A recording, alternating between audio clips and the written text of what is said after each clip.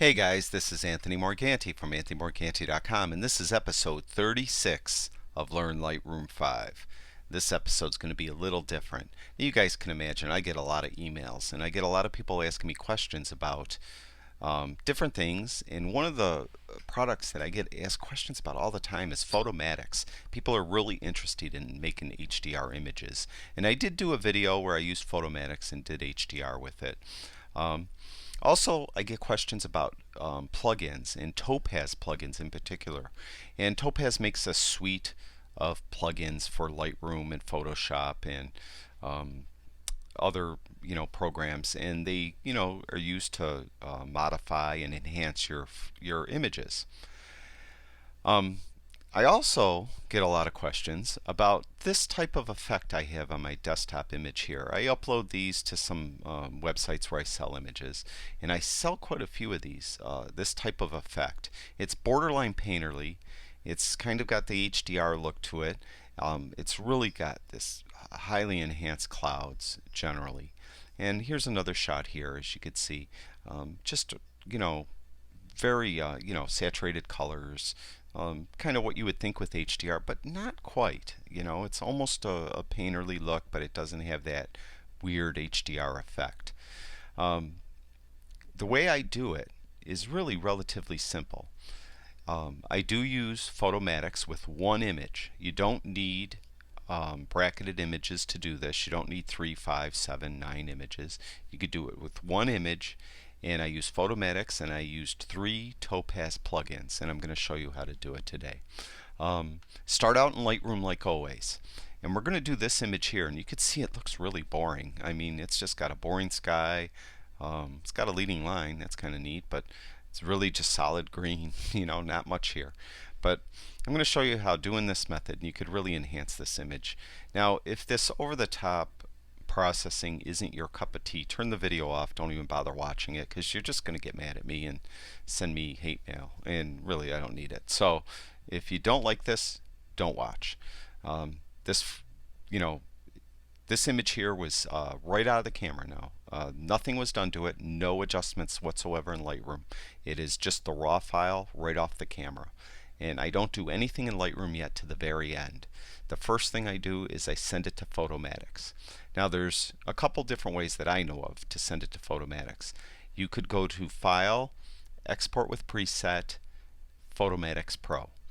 And you do it that way, Lightroom will create a TIFF file and send the TIFF file to Photomatix. And then Photomatix modifies it and sends it back to Lightroom. I don't like doing it that way. The second way to do it is you have Photomatix create the TIFF file. And the advantage of doing it that way, in my mind, that it's an advantage, is at the end, Photomatix gives you the option to sharpen it, to adjust contrast, or to even adjust the color, I think. So I prefer doing it that way because I like that option at the end. You won't get that option if you go up here to File, Export with Preset. So what I do is I just take the thumbnail and I drag it over to my dock, and there's Photomatix right there underneath Lightroom, and I just drop it on the Photomatix icon. This little box will pop up, and it's asking me a couple questions, and the only thing I'm really concerned about is the noise. As you can see, it's checked. When you do HDR with Photomatix, it tends to add a lot of noise. So I do try to reduce it. I don't know how effective it is, because you'll see we're still going to get quite a bit of noise. So I usually dial this up to like 140, and I click OK. I don't worry about anything else.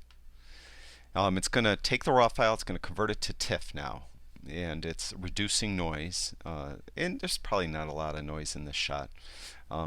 Anyways, now Photomatix is kind of a weird program in that it has this box here and this box here, so it's got these boxes that pop up. It kind of aggravates me a little bit. Now, Photomatix, when you buy it, Photomatix Pro, when you buy it, it comes with these built-in presets. And to tell you the truth, I don't really like any of these presets.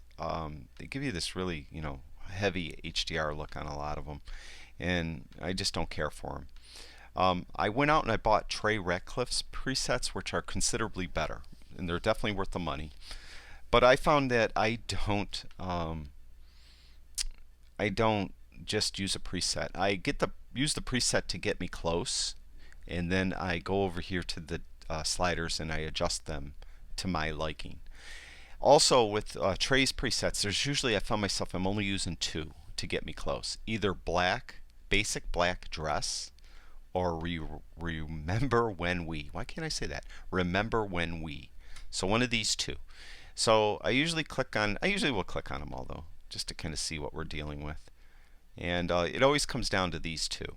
So there's remember when we, and there's basic black dress. I'm going to go with basic black dress. Then I go over here to these sliders. Strength is always at 100. Often color saturation, it'll be too saturated to my liking, and as we do these other enhancements with Topaz, it's going to increase saturation even more. So I like to bring saturation down usually just a little bit, just a touch. Tone compression sometimes you have to mess with. If it's too dark in the dark areas, you want to turn that up, and it will help lighten that up. Detail contrast is kind of similar. It's just a little more subtle of an adjustment. Usually you just move them around to see what you like. Lighting adjustments is the important one. I kind of like right at it where it is now, but you'll see if you move it around, you'll see it's kind of like putting different like spotlights on different parts of the image. See that? How it's just kind of moving these lights around. So anyways, I kind of liked it where it was in the middle. Right there. I kind of like it right in the middle. In this case, a lot of times though I have to keep moving it around to get it where I like it. Those are the main ones. Actually, these other ones I don't do too much. If it's too light, the lights are too light, or the darks are too dark, you could adjust the white and black point, adjust the gamma for the overall exposure. The temperature control, sometimes it might be too cool to my liking, so I'll warm it up, or vice versa. But it's usually I'll be warming it up, it seems.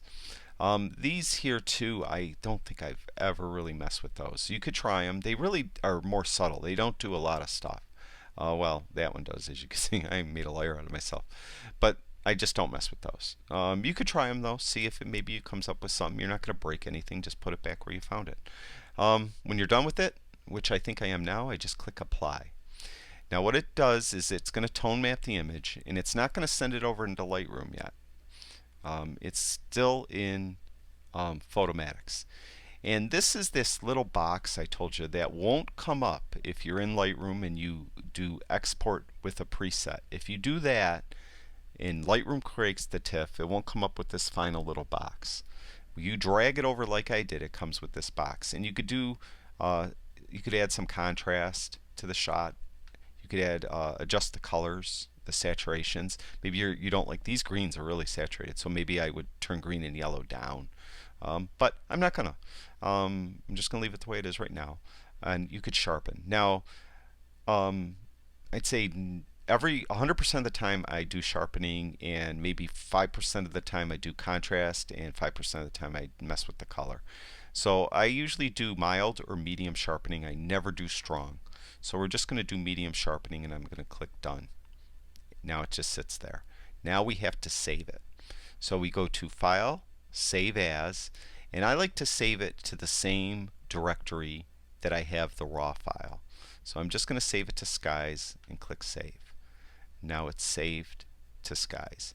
Now Lightroom sensed that it's there, so the import dialog pops up right away, and we could import it in Lightroom. So I'm just going to click Import, and it dings, and there it is.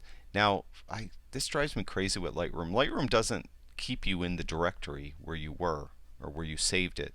It just like is in a imaginary directory of an imported file. So I like to go in the directory where it is, Skies, because now we can see the original and the new one.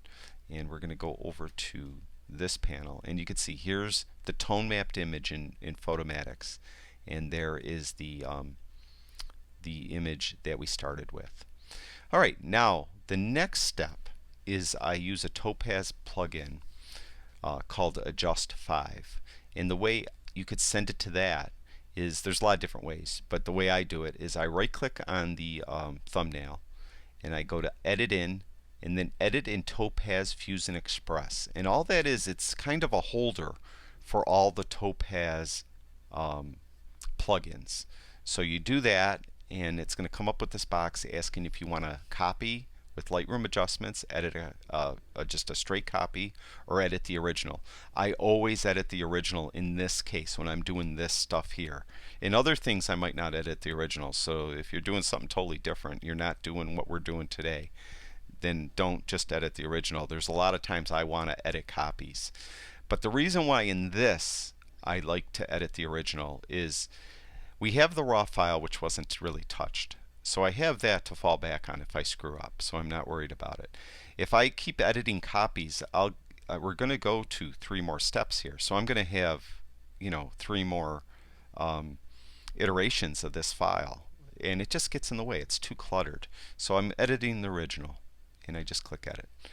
Now it comes up with this box, and these are all the Topaz plugins I own. I only own 4 of them. They're Topaz is a little expensive, and I got to say right now is I'm not affiliated with Topaz Labs at all, and I'm not affiliated with Photomatix. Those people don't know me from Adams, and everything I have I paid for with my own money, so I'm not sponsored by them. All right, now I mentioned we're going to use Adjust 5. We're also going to use Denoise and Detail, and we're not going to do star effects in this image, but we're going to do Adjust 5. So we click on that and we click Run. Now it's going to take this TIFF file and it sends it right over into Topaz Adjust 5.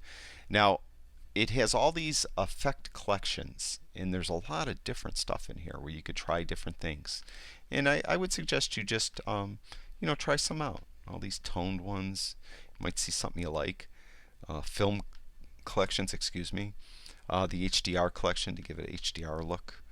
I find I use I use 2 different ones. I go to Classic, and I either use Brilliant Warm or I use Photopop.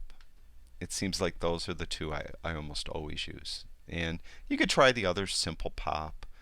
Get these soft focus effects. Maybe that soft focus kind of druggy look.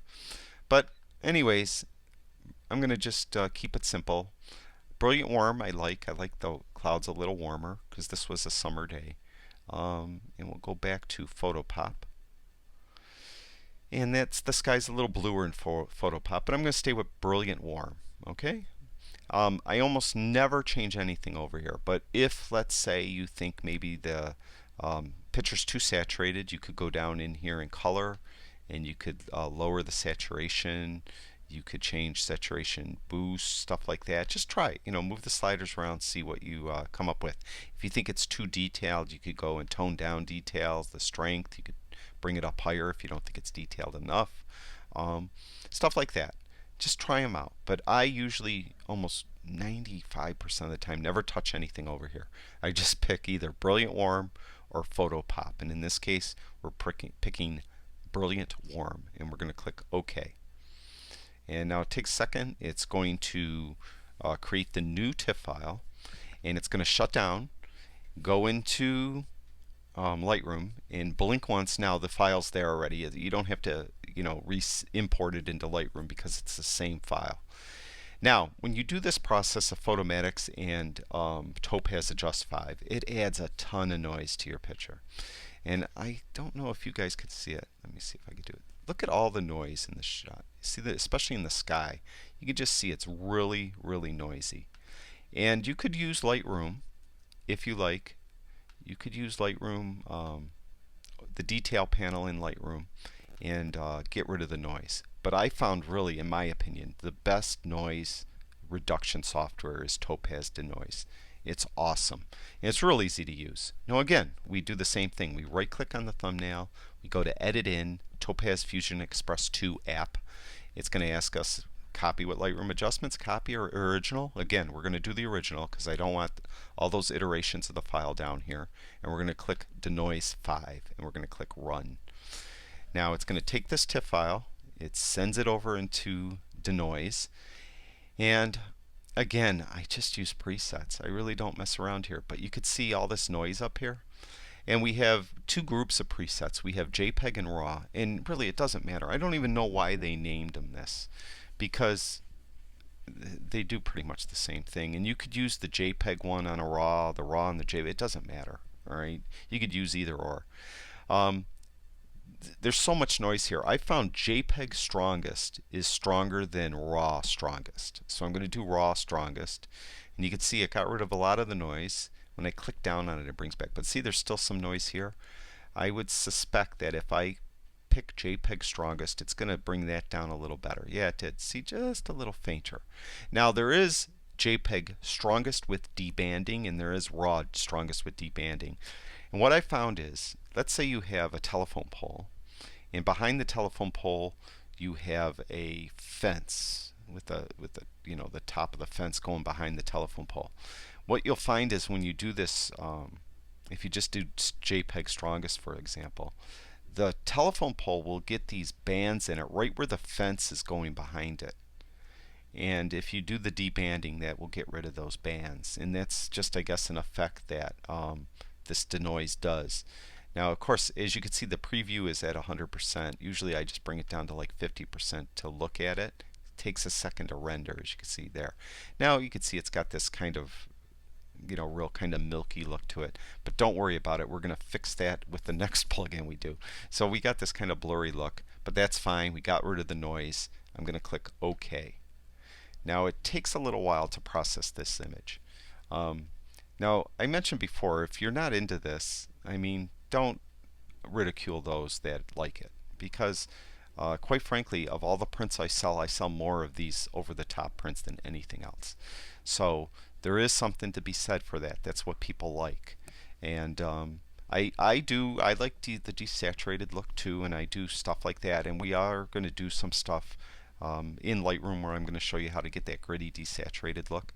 And we'll be doing that too in the future. So if you like stuff like that, definitely going to be doing that. But I do admit this is really over-the-top processing, and it's not to everyone's liking. But I mentioned this to somebody before, is there's different artists. There's Monet and there's Andy Warhol. They're both great artists. I like Monet, and I don't like Warhol at all. But it would be pretentious of me to say that Warhol stinks. He's a terrible artist. That because he isn't. He's a great artist, but I just don't like him. And I'm the first to admit that if every painter in the world painted like Monet, it would be a really boring world, wouldn't it? So we always need this variety. Okay, we got rid of the noise, as you can see. We'll zoom back in, zoom out, and you can see the noise is gone. We still haven't touched anything over here yet, did we? None. But you can see the image looks pretty decent. It's coming along. We look at this shot here to that shot. Now we have the second last step, but it's the last plugin. We're going to send it over to Topaz Detail. So we're going to do this again. This is, well, here I'm talking with not showing you what I'm doing. I right click on the thumbnail again, edit in Topaz Fusion Express 2. We're doing the original because we don't want those copies. We don't want all those iterations down there. At least I don't. If you like them, then by all means do it. Okay, now we're going to Detail 3. This is kind of Topaz's sharpening program, but it's much more than that. It not only sharpens the image, it really kind of does some effects to the image too. And you'll see in a second. And this kind of gets nasty though sometimes. You could really get some really harsh looking, like you could do with the HDR shots too, how it really looks kind of freaky looking. Definitely will do that here. So I do a little more with this one than just pick a preset.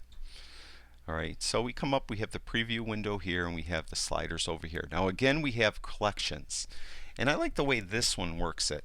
Like if we go to Creative Detail Collection, you see all these different collections. You could hover over one, and it's going to give you a preview right over here of what that looks like. Or if you click this box here, it'll give you previews of every single one. And you could see which one you might like better. And then you could pick it out if you like one of these better than the other. They all look pretty much the same in this instance here. But I'm going to close this down because I don't really care for any of those. What I found is the stylized detail collection. I got that one, the Cloud Detail, Cloud Detail 2. I got those as favorited because I really like those. But we're going to open up this box again. It takes a second here because there it goes. And we could see, and you can see there's some really different effects, HDR effect. And here's Cloud Detail 1. And we'll go down. Here's Cloud Detail 2 that I mentioned I like. You can see you get some really different looks. And it's lagging a little bit. There it goes. And as we're slowly popping them in, fall landscape looks kind of interesting. I've noticed that this must take up a lot of processing power. I have a really fast computer, but this is usually runs this slow every time I do it. Here's this desaturated look right here, if you're into that. But I'm going to go back up here if I could do this. I'm going to just click, for the sake of time, Cloud Detail 2, because that's the one I often pick. Now, as you can see in the preview, look how harsh the grass looks. I'm going to tell you right now, the preview is kind of, I'd say 30 to 40% harsher than what the real life image will look. So this is a little bit crazy, but I still want to bring it down a little bit, and here's how you do it. You could go down here and mess with these sliders, but I like the sky. I want the sky to stay this way. So what I do, it has masking. So you go down here, and this very last one is Effect Mask, and we're going to click on that. And as you can see, it's got a white mask. That means the 100% of the effect is going through. If you guys are familiar with Photoshop, you know how masks work. If I invert this mask and make it black, look right here. I'm going to click Invert, and you can see it took the effect away. The mask is black. So I'm going to put it back to white. What I like to do is I like to brush away some of the effect in the grass. Leave the effect in the sky, but not brush away 100% of the effect in the grass. So right now with this, it's kind of counterintuitive if you ask me. With the strength all the way down, when I brush, right, it's taken the effect completely out of the grass. You probably can't see it real well. All right. But I don't like that, so I'm going to reset. So what we're going to do is I'm going to, as I move it to the right, it's going to let some of the effect come through. If I go all the way to the right, then it's really going to let just about all the effect through. So what I'm going to do is I'm going to just bring it to the right and around maybe 40. So that means that 60% of the effect will be on the grass. And we're just going to paint, and you could change the size of the brush right here, make a bigger brush, and you can change hardness, and I keep that all the way up. It doesn't matter to me. And this is additive, so if I keep going over this, it's going to get darker and darker. Well, it's going to get darker and darker over here. It's going to just let less of the effect through to the grass. Okay, so just kind of paint along the grass there. You know, you don't have to be Monet or Warhol for that matter for this. Okay, so I took some of the effect off. Effectively, I took 40% of the effect away. And I'm just going to click OK. All right, now this is where we stand now. We use those 3 different Topaz plugins and Photomatix, and you can see now we have this sky that we got out of that. We got to that. So it's pretty impressive. So what we're going to do is now we're going to do our Lightroom adjustments. Now you guys that know with landscapes, I typically bring highlights all the way down and shadows all the way up when I'm doing raw files, you know, in Lightroom landscapes. I don't do that here because really most of the image is processed. But what I like to do is I like to still bring highlights down, and I usually just back them off and back them off until I get the effect I look for, and I kind of like that. Shadows, I will look at the darkest part of the image, and I will see if I want to tease out any more detail in there by bringing shadows up a little bit, and I will like that. Okay.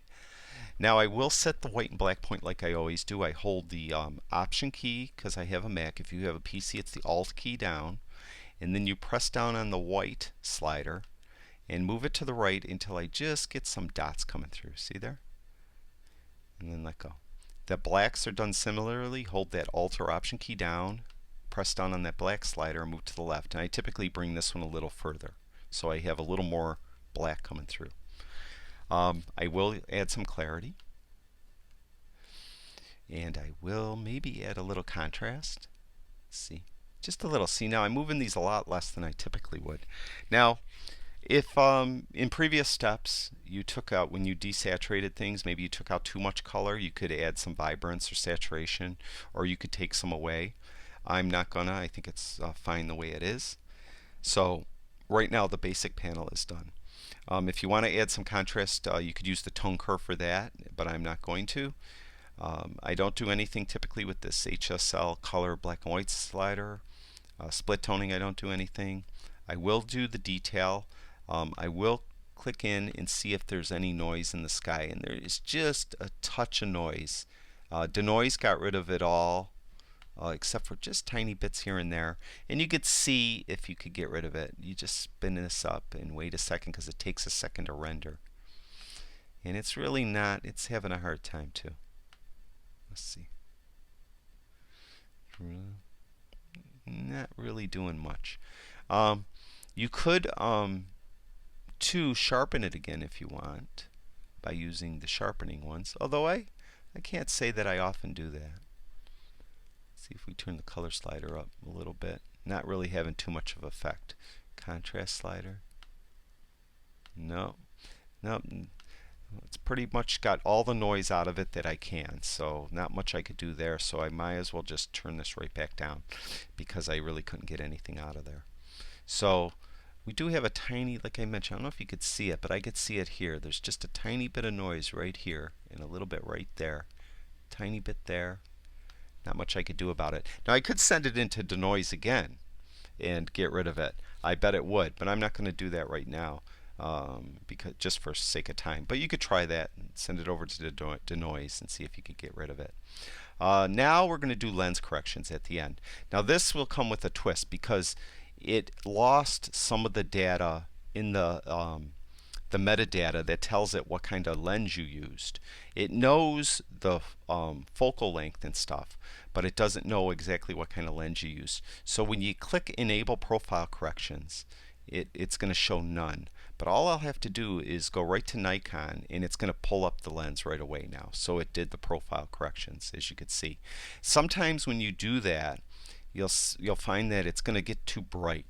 The picture got brighter, and you might not like that. If that's the case, go back up in the basic panel, and you could just bring exposure down a little bit if you want. But I like it the way it is.